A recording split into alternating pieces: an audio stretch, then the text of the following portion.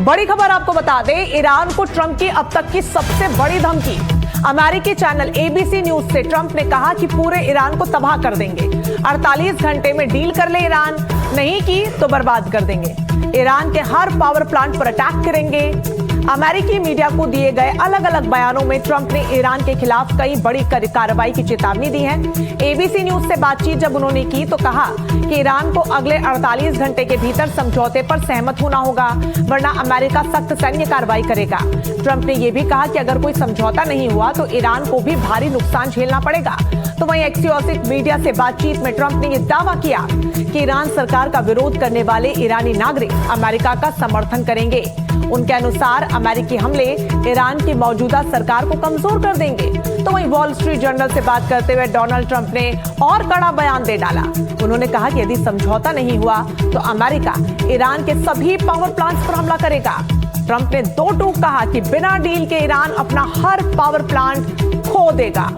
तो सीधे तौर पर धमकाते हुए एक बार फिर से ईरान को वो नजर आ रहे हैं।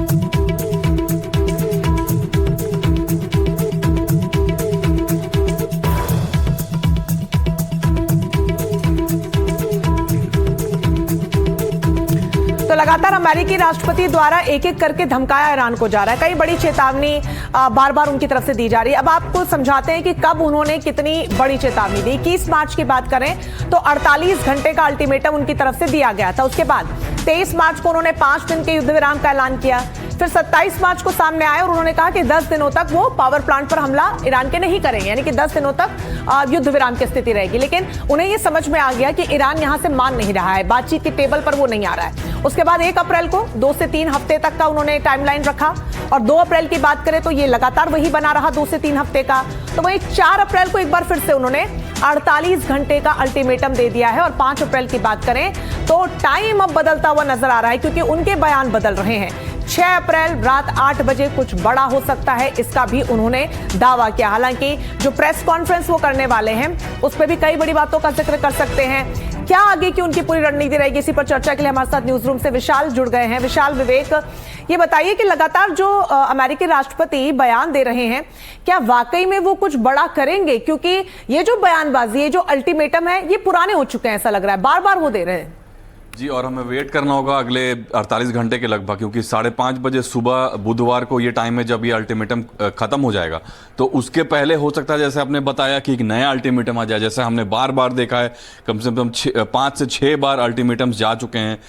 10 दिन का अल्टीमेटम था, फिर 48 घंटे का हुआ, फिर अभी नया अल्टीमेटम आया है जो कि ट्यूसडे रात के 9 बजे उनके टाइम के हिसाब से और हमारे लिए सुबह को होगा। तो हो सकता है ट्रंप उस अल्टीमेटम के पहले कुछ और बोल दें, कुछ नया टारगेट बता दें। लेकिन जो इस बार जो उन्होंने बताया है टारगेट्स के बारे में, जो पावर प्लांट्स हो सकते हैं और पूरे ईरान के ऊपर अटैक हो सकते हैं, तो ये एक बहुत बड़ा बयान उनके साइड से आया है। तो पूरे ईरान पे अगर अटैक होगा तो क्या जो सिविलियंस हैं उनके ऊपर भी खतरा है? तो ये सवाल उनसे पूछा गया तो उन्होंने बोला कि जो सिविलियंस वहां पे हैं वो चाहते हैं कि रिजीम चेंज हो जाए। तो वो ऐसा बताना चाह रहे हैं कि जो वहां के लोग हैं वो भी सपोर्ट करेंगे, लेकिन ऑलरेडी काफी सिविलियन इंफ्रास्ट्रक्चर वहां पर डैमेज हुआ है।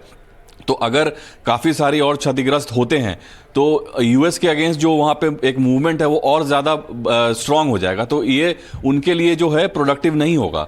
तो ईरान के ऊपर हमला करे या ना करे, ये सवाल बहुत बड़ा है अभी।